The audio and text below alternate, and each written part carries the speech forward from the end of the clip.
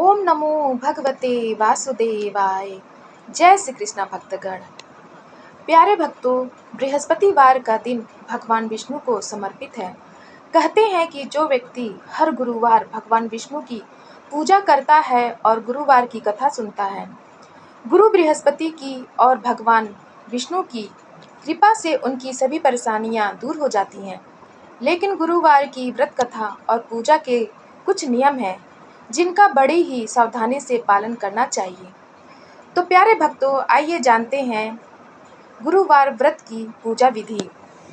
गुरुवार व्रत पूजा कथा में ऐसी बातें बताई गई हैं जिन्हें मनुष्य को ध्यानपूर्वक अपनाना चाहिए।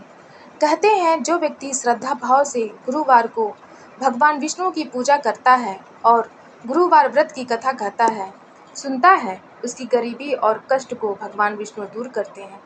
जीवन में सुख समृद्धि के लिए गुरुवार के दिन आप भी इस गुरुवार व्रत कथा को सुने और पढ़ें। बृहस्पतिवार के दिन सूर्योदय से पहले ही उठें और नित्य कर्म से निवृत्त होकर पीले रंग के वस्त्र पहनें। इसके बाद पूरे घर में गंगा जल छिड़कें। इसके बाद पूजा घर में श्री हरि विष्णु की मूर्ति या चित्र स्थापित करें। फिर पीले रंग के गंध पुष्प और अक्षत चढ़ाएं। इसके बाद चना, गुड़ और मुनक्का चढ़ाकर विधि विधान से पूजन करें। इसके बाद धर्मशास्त्रार्थ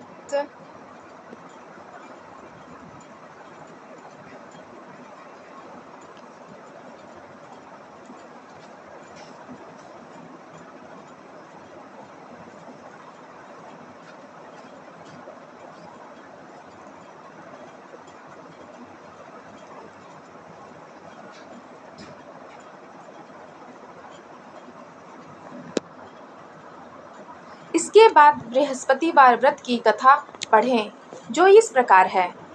कहते हैं कि प्राचीन समय की बात है, भारतवर्ष में एक राजा राज्य करता था। वह बड़ा प्रतापी और दानी था। वह नित्य गरीबों और ब्राह्मणों की सेवा सहायता करता था। वह प्रतिदिन मंदिर में भगवान दर्शन करने जाता था, लेकिन यह बात उसकी रानी को अच्छी नहीं लगती थी। वह न ही पूजन करती थी और न ही दान करने में उसका मन लगता था। एक दिन राजा शिकार खेलने वन को गए हुए थे, तो रानी और दासी महल में अकेली थीं। उसी समय बृहस्पति देव साधु भेष में राजा के महल में भिक्षा के लिए गए और भिक्षा मांगी, तो रानी ने भिक्षा देने से मना कर दिया। रानी ने कहा, हे साधु महाराज, मैं तो दान पुण्य से तंग आ गई हूँ। इस कार्य के लिए मेरे पति देव ही बहुत हैं। अब आप ऐसी कृपा करें कि सारा धन नष्ट हो जाए तथा मैं आराम से रह सकूं। साधु ने कहा, देवी तुम तो बड़ी अजीब हो। धन और संतान से कौन दुखी होता है? इसकी तो सभी कामना करते हैं। पापी भी पुत्र और धन की इच्छा करते हैं। अगर तुम्हारे पास अधिक धन है तो भूखे मनुष्यों को भोजन कराओ, प्याऊ लगवाओ, ब्राह्मणों को दान दो, कुआं, तालाब, बावड़ी, बाग बगीचे आदि का निर्माण कराओ, मंदिर, पाठशाला, धर्मशाला बनवाकर दान दो, निर्धनों की कुमारी कन्याओं का विवाह कराओ, साथ ही यज्ञ आदि कर्म करो, अपने धन को शुभ कार्यों में खर्च करो। ऐसे करने से तुम्हारा नाम परलोक में सार्थक होगा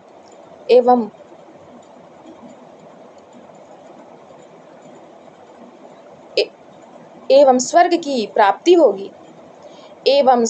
प्राप्ति होगी। लेकिन रानी पर उपदेश का कोई प्रभाव न पड़ा। वह बोली, महाराज, मुझे ऐसे धन की आवश्यकता नहीं जिसको मैं अन्य लोगों को दान दूं, जिसको रखने और संभालने में ही मेरा सारा समय नष्ट हो जाए। अब आप ऐसी कृपा करें कि सारा धन नष्ट हो जाए तथा मैं आराम से रह सकूं। साधु ने उत्तर दिया, यदि तुम्हारी ऐसी इच्छा है तो जैसा मैं तुम्हें बताऊं तुम वैसा ही करना। बृहस्पतिवार को घर को गोबर से लीपना, अपने केसों को पीली मिट्टी से धोना। राजा से कहना वह बृहस्पतिवार को हजामत बनवाए। भोजन में मांस मदिरा खाना और कपड़ा धोबी के यहाँ धुलने डालना।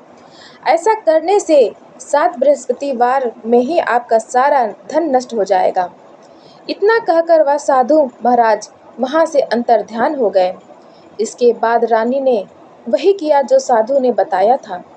3 बृहस्पतिवार ही बीते थे कि उसका समस्त धन संपत्ति नष्ट हो गया और भोजन के लिए राजा रानी तरसने लगे। तब एक दिन राजा ने रानी से कहा कि तुम यहाँ पर रहो, मैं दूसरे देश में चाकरी के लिए चला जाऊं, क्योंकि यहाँ पर मुझे सभी मनुष्य जानते हैं, इसलिए कोई कार्य नहीं कर सकता। देश चोरी परदेश भीख बराबर है। ऐसा कहकर राजा परदेश चला गया। वहाँ जंगल को जाता और लकड़ी काट कर लाता और शहर में बेचता। इस तरह जीवन व्यतीत करने लगा। इधर राजा के बिना रानी और दासी दुखी रहने लगी। किसी दिन भोजन मिलता और किसी दिन जल पीकर ही रह जाती। एक समय जब रानी और दासियों को 7 दिन बिना भोजन के रहना पड़ा, तो रानी ने अपनी दासी से कहा, हे दासी, पास ही के नगर में मेरी बहन रहती है, वह बड़ी धनवान। तू उसके पास जा और 5 सेर बेजर मांग कर ले आ, ताकि कुछ समय के लिए थोड़ा बहुत गुजर बसर हो जाए। दासी रानी की बहन के पास गई। उस दिन बृहस्पतिवार था। रानी की बहन उस समय बृहस्पतिवार की कथा सुन रही थी। दासी ने रानी की बहन को अपनी रानी का संदेश दिया, लेकिन रानी की बहन ने कोई उत्तर नहीं दिया। जब दासी को रानी की बहन से कोई उत्तर नहीं मिला, तो वह बहुत दुखी हुई। उसे क्रोध भी आया। दासी ने वापस आकर रानी को सारी बात बता दी। सुनकर रानी ने कहा कि हे दासी, इसमें उसका कोई दोष नहीं है। जब बुरे दिन आते हैं तब कोई सहारा नहीं। अच्छे बुरे का पता विपत्ति में ही लगता है। जो ईश्वर की इच्छा होगी वही होगा। यह सब हमारे भाग्य का दोष है। यह सब कहकर रानी ने अपने भाग्य को कोसा। उधर रानी की बहन ने सोचा कि मेरी बहन की दासी आई थी, लेकिन मैं उससे नहीं बोली, इससे वह बहुत दुखी हुई होगी। कथा सुनकर और पूजन समाप्त कर वह अपनी बहन के घर गई और कहने लगी कि हे बहन, मैं बृहस्पतिवार का व्रत कर रही थी। तुम्हारी दासी गई, लेकिन जब तक कथा होती है तब तक न उठते हैं और न बोलते हैं, इसीलिए मैं नहीं बोली। कहो दासी, क्यों गई थी? रानी बोली, बहन, हमारे घर अनाज नहीं था। ऐसा कहते कहते रानी की आंखें भर आई। उसने दासियों समेत 7 दिन तक भूखा रहने की बात भी अपनी बहन को बता दी। इसीलिए मैंने दासी को तुम्हारे पास 5 सेर बेझर लेने के लिए भेजा था। रानी की बहन बोली, बहन देखो, बृहस्पति देव सबकी मनोकामना पूर्ण करते हैं। देखो, शायद तुम्हारे घर में अनाज रखा हो। पहले तो रानी को विश्वास नहीं हुआ, परंतु बहन के आग्रह करने पर उसने दासी को अंदर भेजा। दासी घर के अंदर गई तो वहाँ पर उसे एक घड़ा बेझर से भरा मिल गया। उसे बड़ी हैरानी हुई। उसने बाहर आकर रानी को बताया। दासी रानी से कहने लगी, हे रानी, जब हमको भोजन नहीं मिलता तो हम व्रत ही तो करते हैं, इसलिए क्यों ना इनसे व्रत और कथा की विधि पूछ ली जाए। हम भी व्रत किया करेंगे। दासी के कहने पर रानी ने अपनी बहन से बृहस्पति व्रत के बारे में पूछा। उसकी बहन ने बताया, बृहस्पतिवार व्रत में चने की दाल, गुड़ और मुनक्का से विष्णु भगवान का केले के वृक्ष की जड़ में पूजन करें तथा दीपक जलाएं और कथा सुने। उस दिन एक ही समय भोजन करें। भोजन में पीले खाद्य पदार्थ का सेवन जरूर करें। इससे गुरु भगवान प्रसन्न होते हैं, अन्य, पुत्र और धन का वरदान देते हैं, साथ ही सभी मनोकामनाएं पूर्ण करते हैं। व्रत और पूजन की विधि बताकर रानी की बहन अपने घर लौट आई। रानी और दासी दोनों ने निश्चय किया कि बृहस्पति देव भगवान का पूजन जरूर करेंगे। 7 रोज बाद जब बृहस्पतिवार आया तो उन्होंने व्रत रखा। घुड़साल में जाकर चना और गुड़ बीन लाई तथा उसकी दाल से केले की जड़ तथा विष्णु भगवान का पूजन किया। अब पीला भोजन कहाँ से आए? दोनों बड़ी दुखी हुई, परंतु उन्होंने व्रत किया था, इसलिए बृहस्पति देव भगवान प्रसन्न थे। एक साधारण व्यक्ति के रूप में वे 2 थालों में पीला भोजन लेकर आए और दासी को देकर बोले, हे दासी, यह भोजन तुम्हारे और तुम्हारी रानी के लिए है। इसे तुम दोनों ग्रहण करना। दासी भोजन पाकर बहुत प्रसन्न हुई। उसने रानी से कहा, चलो रानी जी, भोजन कर लो। परंतु रानी को भोजन आने के बारे में कुछ भी नहीं पता था, इसलिए उसने कहा कि जा तू ही भोजन कर, क्योंकि तू व्यर्थ में हमारी हंसी उड़ाती है। तब दासी ने कहा, एक व्यक्ति भोजन दे गया है। तब रानी ने कहा, वह व्यक्ति तेरे लिए ही भोजन दे गया है, तू ही भोजन कर। तब दासी ने कहा, वह व्यक्ति हम दोनों के लिए 2 थालों में सुंदर पीला भोजन दे गया है, इसलिए मैं और आप दोनों ही साथ साथ भोजन करेंगे। यह सुनकर रानी बहुत प्रसन्न हुई और दोनों ने गुरु भगवान को नमस्कार कर भोजन किया। उसके बाद से वे प्रत्येक बृहस्पतिवार को गुरु भगवान का व्रत और पूजन करने लगी। बृहस्पति भगवान की कृपा से उनके पास धन हो गया, लेकिन रानी फिर पहले की तरह आलस्य करने लगी। तब दासी बोली, देखो रानी, तुम पहले भी इस प्रकार आलस्य करती थी, तुम्हें धन के रखने में कष्ट होता था, इस कारण सभी धन नष्ट हो गया। अब गुरु भगवान की कृपा से धन मिला है तो फिर तुम्हें आलस्य होता है। रानी को समझाते हुए दासी कहती है कि बड़ी मुसीबतों के बाद हमने यह धन पाया है, इसलिए हमें दान पुण्य करना चाहिए, भूखे मनुष्यों को भोजन कराना चाहिए और धन को शुभ कार्यों में खर्च करना चाहिए, जिससे तुम्हारे कुल का यश बढ़ेगा, स्वर्ग की प्राप्ति होगी और पितृ प्रसन्न होंगे। दासी की बात मानकर रानी अपना धन शुभ कार्यों में खर्च करने लगी, जिससे पूरे नगर में उसका यश फैलने लगा। एक दिन राजा दुखी होकर जंगल में एक पेड़ के नीचे आसन जमाकर बैठ गया। वह अपनी दशा को याद करके व्याकुल होने लगा। बृहस्पतिवार का दिन था। एकाएक उसने देखा कि निर्जन वन में एक साधु प्रकट हुए। वह साधु वेश में स्वयं बृहस्पति देवता थे। लकड़हारे के सामने आकर बोले, हे लकड़हारे, इस सुनसान जंगल में तू चिंतामग्न क्यों बैठा है?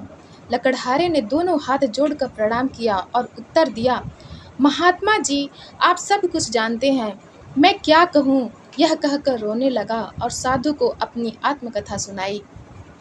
महात्मा जी ने कहा, तुम्हारी स्त्री ने बृहस्पति के दिन बृहस्पति भगवान का निरादर किया है, जिसके कारण रुष्ट होकर उन्होंने तुम्हारी यह दशा कर दी। अब तुम चिंता को दूर करके मेरे कहने पर चलो तो तुम्हारे सब कष्ट दूर हो जाएंगे और भगवान पहले से भी अधिक संपत्ति देंगे। तुम बृहस्पति के दिन कथा किया करो, 2 पैसे के चने मुनक्का लाकर उसका प्रसाद बनाओ और शुद्ध जल से लोटे में शक्कर मिलाकर अमृत तैयार करो। कथा के पश्चात अपने सारे परिवार और सुनने वाले प्रेमियों में अमृत व प्रसाद बांटकर आप भी ग्रहण करो। ऐसा करने से भगवान तुम्हारी सब मनोकामनाएं पूरी करेंगे। साधु के ऐसे वचन सुनकर लकड़हारा बोला, हे प्रभु, मुझे लकड़ी बेचकर इतना पैसा नहीं मिलता जिससे भोजन के उपरांत कुछ बचा सकूं। मैंने रात्रि में अपनी स्त्री को व्याकुल देखा है, मेरे पास कुछ भी नहीं जिससे मैं उसकी खबर मंगा सकूं। साधु ने कहा, हे लकड़हारे, तुम किसी बात की चिंता मत करो। बृहस्पति के दिन तुम रोजाना की तरह लकड़ियां लेकर शहर को जाओ। तुमको रोज से दुगना धन प्राप्त होगा, जिससे तुम भली भांति भोजन कर लोगे तथा बृहस्पति देव की पूजा का सामान भी आ जाएगा। इतना कहकर साधु अंतर्ध्यान हो गए। धीरे धीरे समय व्यतीत होने पर भी वही बृहस्पतिवार का दिन आया। लकड़हारा जंगल से लकड़ी काट कर किसी शहर में बेचने गया। उसे उस दिन और दिन से अधिक पैसा मिला। राजा ने चना गुड़ आदि लाकर गुरुवार का व्रत किया। उस दिन से उसके सभी क्लेश दूर हुए। परंतु जब दोबारा गुरुवार का दिन आया तो बृहस्पतिवार का व्रत करना भूल गया। इस कारण बृहस्पति भगवान नाराज हो गए। उस दिन उस नगर के राजा ने विशाल यज्ञ का आयोजन किया तथा शहर में यह घोषणा करा दी कि कोई भी मनुष्य अपने घर में भोजन ना बनावे, ना आग जलावे। समस्त जनता मेरे यहाँ भोजन करने आवे। इस आज्ञा को जो ना मानेगा उसे फांसी की सजा दी जाएगी। इस तरह की घोषणा संपूर्ण नगर में करवा दी गई। राजा की आज्ञा अनुसार शहर के सभी लोग भोजन करने गए, लेकिन लकड़हारा कुछ देर से पहुंचा, इसलिए राजा उसको अपने साथ घर लिवा ले गए और ले जाकर भोजन करा रहे थे। तो रानी की दृष्टि उस खूंटी पर पड़ी जिस पर उसका हार लटका हुआ था। वह वहां पर दिखाई नहीं दिया। रानी ने निश्चय किया कि मेरा हार इस मनुष्य ने चुरा लिया है। उसी समय सिपाहियों को बुलाकर उसको कारागार में डलवा दिया।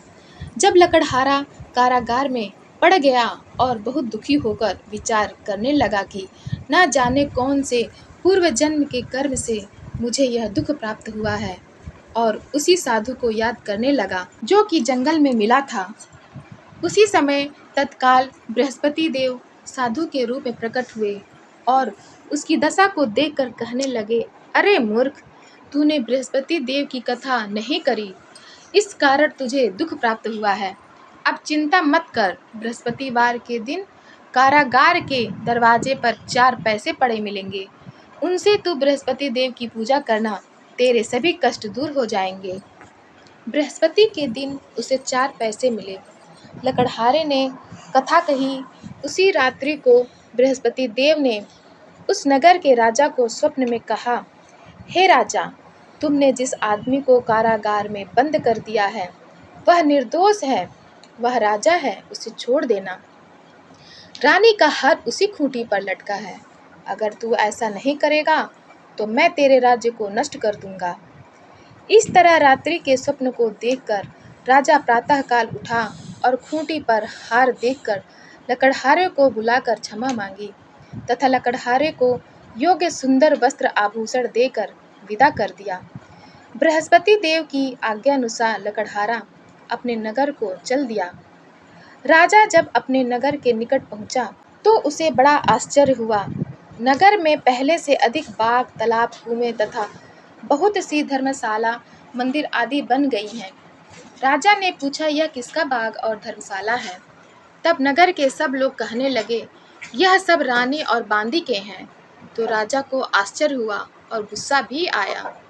जब रानी ने यह खबर सुनी कि राजा आ रहे हैं तो उन्होंने बांदी से कहा कि हे दासी, देख राजा हमको कितनी बुरी हालत में छोड़ कर गए थे।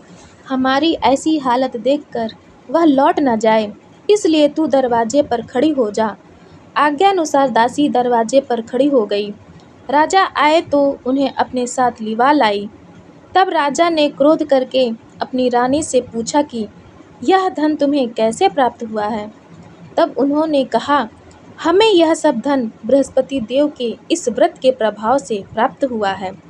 राजा ने निश्चय किया कि 7 रोज बाद तो सभी बृहस्पति देव का पूजन करते हैं, परंतु मैं प्रतिदिन दिन में 3 बार कहानी तथा रोज व्रत किया करूँगा। अब हर समय राजा के दुपट्टे में चने की दाल बंधी रहती तथा दिन में 3 बार कहानी कहता। एक रोज राजा ने विचार किया कि चलो अपनी बहन के यहाँ हो आवें। इस तरह निश्चय कर राजा घोड़े पर सवार हो अपनी बहन के यहाँ चलने लगा। मार्ग में उसने देखा कि कुछ आदमी एक मुर्दे को लिए जा रहे हैं। उन्हें रोककर राजा कहने लगा, अरे भाइयों, मेरी बृहस्पति देव की कथा सुन लो। वे बोले, लो, हमारा तो आदमी मर गया है, इसको अपनी कथा की पड़ी है। परंतु कुछ आदमी बोले, अच्छा कहो, हम तुम्हारी कथा भी सुनेंगे। राजा ने दाल निकाली और जब कथा आधी हुई थी कि मुर्दा हिलने लग गया, और जब कथा समाप्त हो गई तो राम राम करके मनुष्य उठकर खड़ा हो गया। आगे मार्ग में उसे एक किसान खेत में हल चलाता मिला। राजा ने उसे देखा और उससे बोला, अरे भैया, तुम मेरी बृहस्पतिवार की कथा सुन लो। किसान बोला, जब तक मैं तेरी कथा सुनूंगा तब तक 4 हराया जोत लूंगा। जा अपनी कथा किसी और को सुनाना। इस तरह राजा आगे चलने लगा। राजा के हटते ही बैल पछाड़ खाकर गिर गए तथा किसान के पेट में बड़ी जोर का दर्द होने लगा। उस समय उसकी माँ रोटी लेकर आई। उसने जब यह देखा तो अपने पुत्र से सब हाल पूछा और बेटे ने सभी हाल कह दिया। तो बुढ़िया दौड़ी दौड़ी उस घुड़सवार के पास गई और उससे बोली कि मैं तेरी कथा सुनूंगी, तू अपनी कथा मेरे खेत पर चल कर ही कहना। राजा ने बुढ़िया के खेत पर जाकर कथा कही। जिसके सुनते ही वह बैल उठ खड़े हुए तथा किसान के पेट का दर्द भी बंद हो गया। राजा अपनी बहन के घर पहुंचा। बहन ने भाई की खूब मेहमानी की। दूसरे रोज प्रातःकाल राजा जगा तो वह देखने लगा कि सब लोग भोजन कर रहे हैं। राजा ने अपनी बहन से कहा, ऐसा कोई मनुष्य है जिसने भोजन नहीं किया हो? मेरी बृहस्पतिवार की कथा सुन ले। बहन बोली, हे भैया, यह देश ऐसा ही है। पहले यहाँ लोग भोजन करते हैं, बाद में अन्य काम करते हैं। अगर कोई पड़ोस में हो तो देख आऊं। वह ऐसा कहकर देखने चली गई, परंतु उसे कोई ऐसा व्यक्ति नहीं मिला जिसने भोजन न किया हो। अतः वह एक कुम्हार के घर गई जिसका लड़का बीमार था।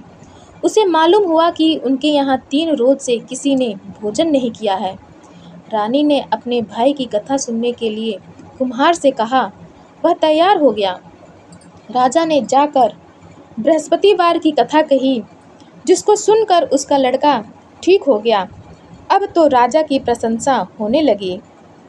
एक रोज राजा ने अपनी बहन से कहा कि हे बहन, हम अपने घर को जाएंगे, तुम भी तैयार हो जाओ।